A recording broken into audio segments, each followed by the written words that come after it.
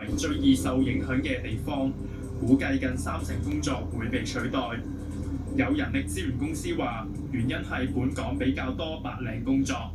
如果你以前嘅工作就係可能不停都係做一啲我哋叫hard copy 嘅一啲文件啊，咁呢啲其實係 AI 做得最好嘅地方嚟嘅。咁如果呢一啲職位咧，就一定會大量地消失嘅。世界經濟論壇預計去到2030年，AI 等嘅新科技將會導致9200萬個現有職位被淘汰，但同時會有1億7000萬個新職位出現。有學者認為政府需要留意就業市場嘅變化。